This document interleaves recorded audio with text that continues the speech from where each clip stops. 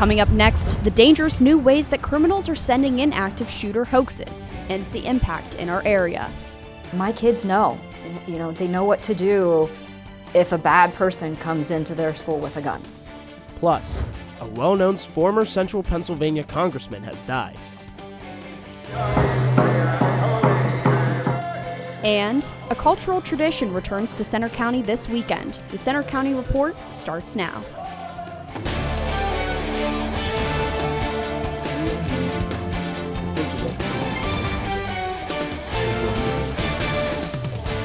Good afternoon, I'm John Drager. And I'm Hannah Markovich. Thanks for joining us for the Centre County Report. Our top story: after a series of swatting threats across the state, local officials are reassuring the community about their readiness. Reporter Isabella Leahy has more. A string of threats and fake reports of active shooters recently have left communities feeling on edge. It is happening nationally and locally, like just a few weeks ago in Bellefonte, Altoona, and Pittsburgh. It's especially frightening after real school shootings, like the one recently in Nashville. Penn State police officer Michelle Beckenbaugh says her own children were in the Bellefonte school area when the latest false call came in. My kids know, they know what to do if a bad person comes into their school with a gun. So-called swatting calls are nothing new, but people are now using artificial intelligence to create computer-generated threats that go out to schools. Swatting is basically a scam where an unknown person is calling into a 911 center or a police station saying that there is some type of active attack currently going on at, let's say, a high school or an elementary school or even on a college campus. There are different ways that AI is being used for swatting threats. The perpetrator could schedule this and then distance themselves as much as possible from the thing they had set up, making them harder to find. Penn State's University Park campus is home to more than 40,000 students. Security and safety is a key concern for police here. Although there has never been a swatting incident at Penn State, there has been an active shooter right here on the Hub lawn. In 1996, an active shooter shot and killed then-senior Melanie Spalla and wounded another student. University Park police teach the run, hide, fight method to help faculty, staff, and students prepare for the worst. We actually have a response to an active attacker program. One of our officers will come out to that department or that student club, whatever the case may be, and present the run, hide, fight program. Tracking those responsible for swatting calls can be tricky. There are a variety of swatting scenarios that have happened where sometimes the individual has not taken many precautions and they're easy to find, and sometimes they've taken a lot and they are never found. What makes tracking them even tougher? An FBI official said recently they believe many of the false threats focused on schools may be coming from outside of the country. In University Park, I'm Isabella Leahy for the Centre County Report. Beckenbaugh says University Police will provide an active attacker response program to any Penn State organization. If you're interested, go to their website, police.psu.edu, and click on Run, Hide, Fight under Quick Links. Police have announced an arrest in a state college rape case that happened almost 23 years ago. They arrested 51-year-old Kurt Relema at his home in Michigan this week. He is accused of raping a woman who was jogging at the Penn State golf course in July of 2000. According to court documents, DNA evidence and forensics work linked the suspect to this crime and another in Michigan. State College police are investigating the death of a 31-year-old man downtown at the Beaver Avenue parking garage. It happened early Monday morning.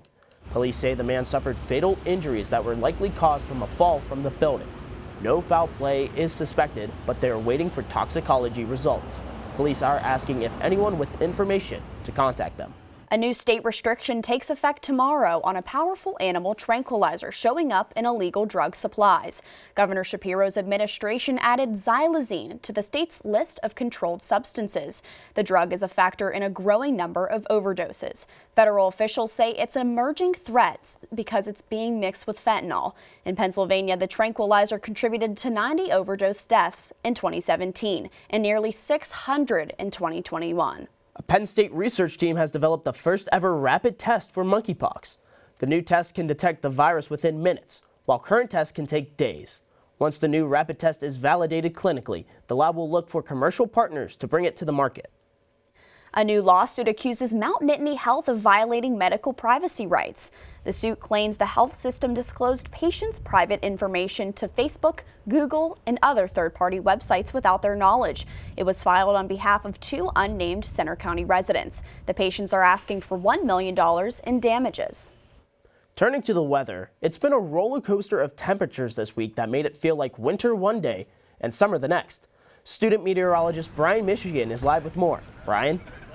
Yeah, thanks guys. Certainly enjoying the beautiful summer-like conditions outside right now, but taking a look at our satellite and radar, you can really see it's a very similar story throughout Pennsylvania. We're expecting temperatures to get back into the 80s today. And speaking of temperatures, we've been on a roller coaster trend the past 7 days or so. Last Friday, we hit a high temperature record at 86 degrees. To put that into perspective, our average high this time of year is 59. Now back into Saturday, we got into the 60s, back up into the 80s for Sunday, and then a cold front dropped our temperatures down into the 50s and 40s to start the week. But for today, they started the week cold. We're going to end it hot as temperatures getting into the 80s, and we're expecting some breezy conditions, but definitely a nice day to get out there and enjoy any outdoor activities. Reporting from the Willard Building at Penn State, I'm Brian Michigan. Back to you at the anchor desk. I'm Brian reporting from the Willard Building. Back to you guys at the anchor desk. Thanks, Brian. Investigators are looking into a fire that destroyed part of a lumber yard in Clearfield County. The fire on Wednesday gutted Walker Lumber's sawmill building on Tipple Lane and shut down a section of Route 322. The company believes the fire may have been started by torches and welding gear left in the building. The fire is not expected to impact day-to-day operations. A downtown State College restaurant is closing its doors after almost 3 years in business. Weirdo's Pizzeria on College Avenue announced the closing on Instagram. The owner let customers know, and a sign posted to the doors indicated that Continental Real Estate Management terminated the lease. A former Central Pennsylvania U.S. Congressman Bud Schuster has died at 91 years old. He served for 28 years. He was best known for backing transportation projects, including securing funding for Interstate 99. He was also cited for misconduct, including accepting improper gifts and favoring a lobbyist. And Pennsylvania U.S. Senator John Fetterman has returned to work in Washington. He checked himself into a hospital in February for treatment of clinical depression. He left treatment in late March, with his office saying that the depression is in remission. Elections officials in a central Pennsylvania county are scrambling to find a mistake on more than 18,000 mail-in ballots for the May primary. Someone noticed the ballot for Superior Court in Lancaster County instructed voters to pick only one candidate to nominate from their party, when in fact voters could pick 2.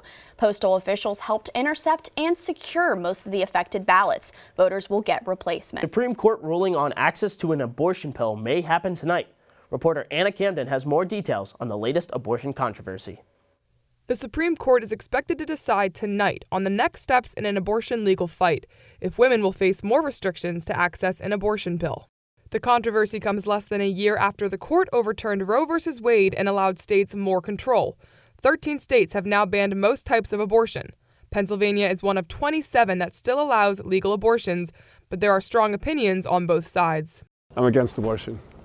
In virtually every case, because I think it's baby killing. So I'd say that I'm pro-choice because I think that people should have their own right to decide what to do with their body, especially in something as big as pregnancy. There are also gestational limits on abortion in 5 states and ban blocks in 6. In June of 2022, hundreds of protesters started their march for abortion rights at these Allen Street gates. And 10 months later, the debate still rages on in both State College and the rest of the country. At stake now is whether to allow restrictions on the abortion pill ordered by a lower court to take effect while a legal case plays out. And that next step likely comes tonight. In State College, I'm Anna Camden for the Center County Report. The drug at the center of the case first won FDA approval in 2000, and conditions on its use have loosened in recent years. Still to come on the Center County Report, is rain on the way for this weekend? We'll have the 7-day forecast. Plus, how some Pennsylvanians can soon get free speech therapy. Also coming up, an annual tradition this weekend in State College that honors American Indian culture. For the 17th year, Penn State will host an authentic American Indian powwow this weekend in State College. Dancers and drum groups from across North America are here for the event. Reporter Janelle Randolph is in our studio with the story. Janelle? Hannah, this event is known as one of the best traditional American Indian powwows in or outside of Indian country. Native groups from as far away as the Dakotas will be here to showcase their culture and traditions. They come from across North America. In many ways, it's like a big family reunion. To State College for a traditional event showcasing their culture and music.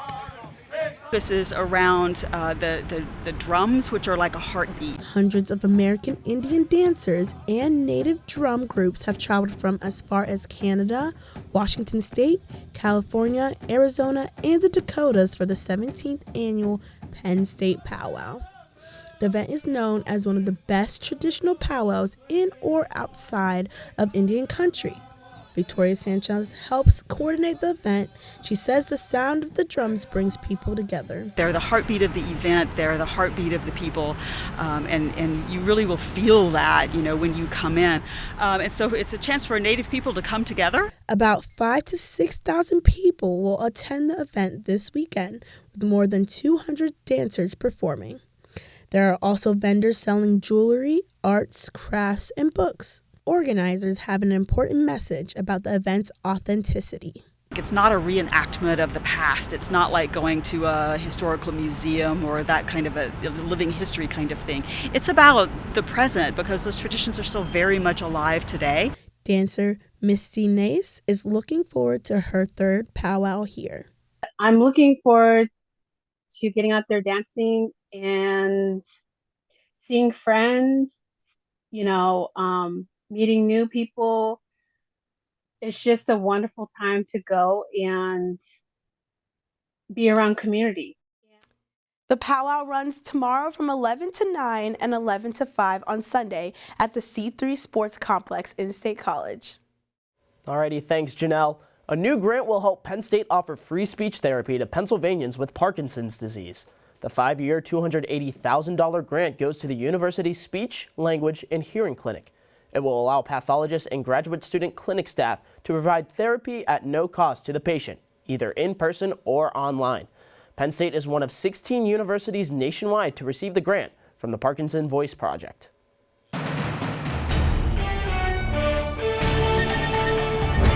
Meteorologist Brian Michigan here with a look at that Center County Report forecast. We're to kick things off looking outside of Beaver Stadium here, and you can see not a cloud in the sky and even some leaves starting to take shape on the trees outside of Beaver Stadium. Current conditions right now, 79 degrees as your temperature. Feels like 79. We do have a little bit of a breeze coming in from the west around 10 miles per hour.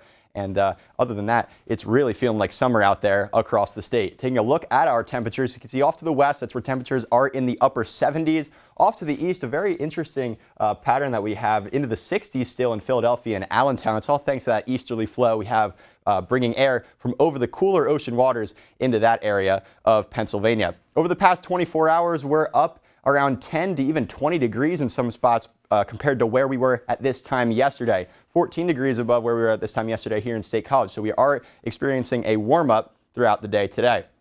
Taking a look at our satellite and radar, you can see high pressure is still in control along the eastern seaboard, but that'll change as you can see this line of showers and storms off to our west. That'll be moving its way east as we head throughout the next 12 to 24 hours. So an air mass shift will also bring in some cooler air from up in Canada. You can see some of that cooler air bringing some snow showers into the Minneapolis and Bismarck and even into the Rapid City area. And that cooler air mass, again, will work its way into Pennsylvania in about 24 hours or so. So we'll time it out for you as we get into the afternoon hours of today. Maybe you see some showers or maybe even a slight chance of a thunderstorm overnight tonight and some increase in cloud cover as well. As we get into tomorrow, we're going to dry out for a little bit. And then as we get into the noon time on Saturday, that's where we have another line of showers and thunderstorms moving in. As it works its way across Pennsylvania, we'll see some heavier showers embedded with those and maybe some gusty winds at times. So it's definitely something to keep note of. But as that system gets its way off the East Coast, you can see temperatures diving down into the 30s as that air mass shift moves its way in. But for today, 85 degrees, and enjoy the summer-like conditions while we have it, because it will be changing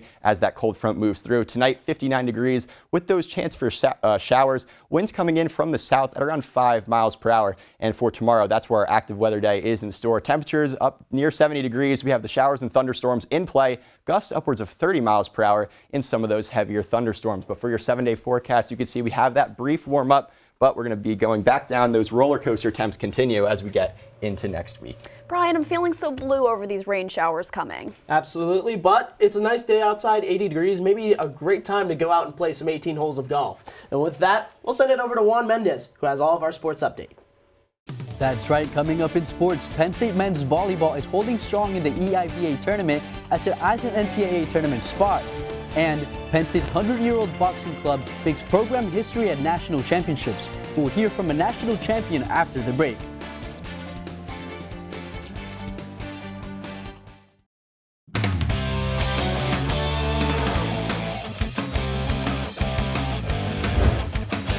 I'm Juan Mendez with sports. We start with breaking news. The U.S. Olympic team trials for wrestling are coming to Penn State next year. The Bryce Jordan Center will host the event in April. The champions from the team trials will be eligible to represent the U.S. at the Olympics next summer. Penn State volleyball looks to bring home their 35th EIVA title as they host the EIVA tournament at Rec Hall. After claiming the regular season title and #1 seed in the 6-team field, the Nittany Lions matched up with George Mason after the Patriots' win over Harvard on Wednesday. Penn State managed to continue its winning ways last night and move on to the championship match, winning 3-1. They'll play Princeton tomorrow. The winner gets their ticket punched to the NCAA tournament. Penn State baseball starts a 3-game series against Ohio State tonight at Medler Field. They're coming off a win against Youngstown State earlier this week. It was a thriller Tuesday night, but cold, filled with Penn State errors, leading to 4 unearned runs in favor of the Penguins. But after a third-inning ejection on a controversial call for coach Rob Cooper, the Lions rallied to win off a 2-run double from freshman transfer Bobby Marsh in the bottom of the 8th. Cooper said Marsh has been impressive and taken advantage of his chances. First of all, he's a great kid. I mean, he's a guy that his teammates really rally around. He works hard. He cares. And this is a guy that was a highly recruited kid, went down to Florida Atlantic for whatever reason. It didn't work out for him. He's put his head down and worked hard. And hey, I'm going to keep working. I'm going to work while I wait, and I'm going to, and then that gets his chances. And he's been really good for us. I like the fact he's on my team. Tonight's game against the Buckeyes starts at 6 p.m. State High Baseball plays this afternoon at Phillipsburg as a busy week wraps up. The Little Lions beat Altoona last night and lost to Central Dauphin on Tuesday. In Tuesday's home game, runs were hard to come by with the score knotted at 1-1, headed into the 5th inning. The Rams scratched the go-ahead run across the plate to make it 2-1, a deficit the Little Lions could not battle back from. Following their win over Altoona, State High now sits at 5-5 on their season. State High lacrosse went 2-0 this week with wins over Cedar Cliff Tuesday and Central Dauphin East yesterday. In Tuesday's matchup, the Little Lions jumped on the Colts early and often in a landslide win 17-4. It was their 4th straight win, with the 5th coming yesterday to make them 8-1. Their next game is on Tuesday. And there's a new national champion in Happy Valley. It's Penn State Boxing Club's Brett Rosoff-Verbit. Let's hear it for our coach and our champ again. Let's go! Penn State's boxing club stood strong at the Collegiate National Championships this month in Charlotte, North Carolina. Brett Rosoff-Verbit became the first male champion at 125 pounds in program history. I feel like I was able to finally gain closure on not only my Penn State experience, but specifically my boxing experience as well. I always felt like a national champ, so now I can finally say that I am one. A personal victory and a major achievement for the club, which is now home to 23 national champion boxers since 1923. You're going to need to be consistent with that hard work, not just when it feels good or when you have the time between classes and exams. You got to be in there every day you can. You have to go the extra mile as well, As Rosoff-Verbit says, hard work pays off. Here in this very belt. Now, we are the same weight class, so I'm going to have to give it back. A donation site was launched to facilitate travel to the event. The team, no stranger to adversity, is grateful for the support. Because it's so tough, it brings everybody closer together in the sense of it's not something given to us. It's not something that's easily handed over, so we know that if we're going through all this to get to it, we're going to give everything we got.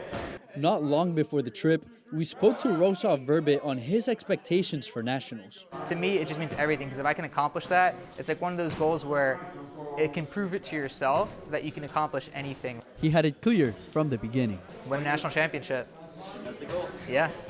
An incredible feeling, and a moment of pride out of the blue and white corner. Rosa Verbe is graduating this spring with a Master of Science in Material Science and Engineering. That's all for sports. Now back to you guys at the anchor desk. All right, thanks, Juan. And let's be real, you're a national champion of sports anchoring in my heart. How about yours? I couldn't agree more. We love Juan.